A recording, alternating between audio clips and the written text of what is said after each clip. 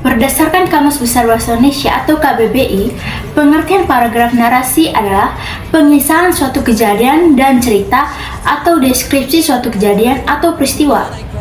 Paragraf narasi adalah bentuk paragraf yang berisi uraian cerita tentang sesuatu. Narasi adalah suatu karangan cerita yang menyajikan serangkaian peristiwa kejadian dan disusun secara kronologis sesuai dengan urutan waktunya.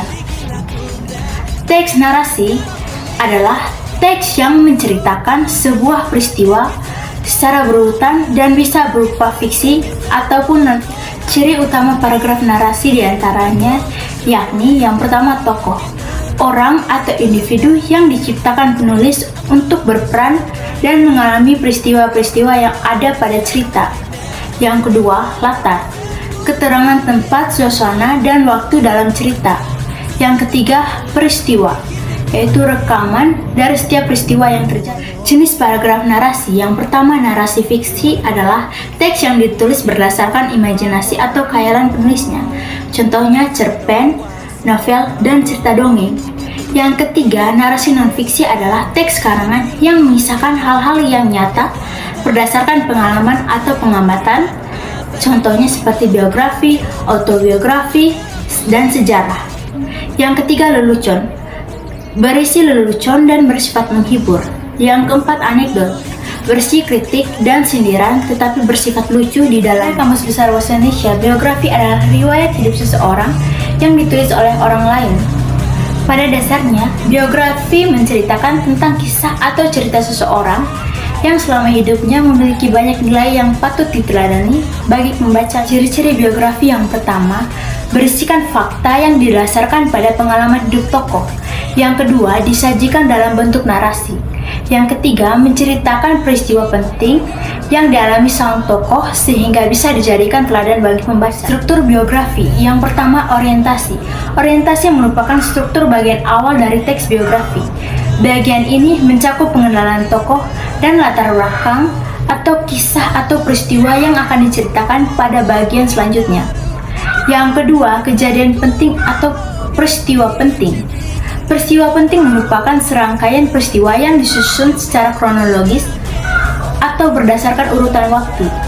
Peristiwa ini meliputi berbagai kejadian utama, termasuk hal yang menarik, mengesankan, mengagumkan, serta mengharukan yang dialami oleh tokoh untuk mencapai tujuannya. Yang ketiga, reorientasi. Pada bagian reorientasi, memuat komentar evaluatif atau pernyataan simpulan dari berbagai rangkaian peristiwa yang sudah diceritakan dalam teks.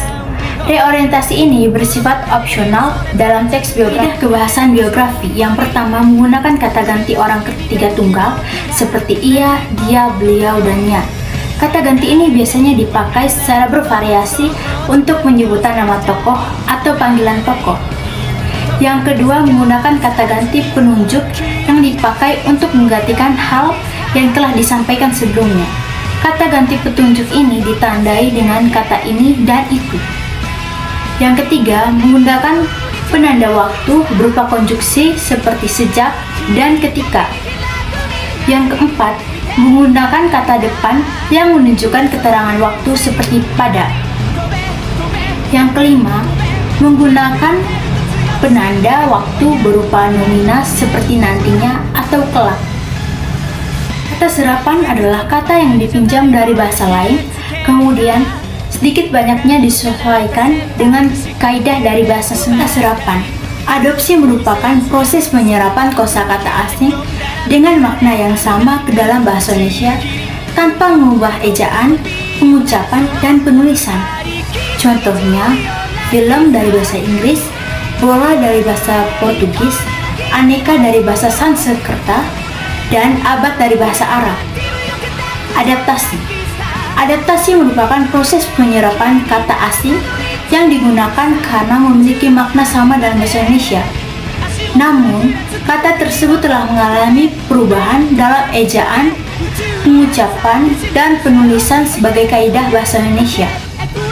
Contohnya, bisnis adaptasi dari business bahasa Inggris, baca adaptasi dari faca Sanskerta, mentega adaptasi dari mentega Portugis, dan dunia adaptasi dari bahasa Arab yaitu dunia. Terjemahan merupakan proses penyerapan dengan mengambil konsep dasar yang ada pada bahasa asalnya, kemudian kata tersebut dicari diterjemahnya ke dalam bahasa Indonesia.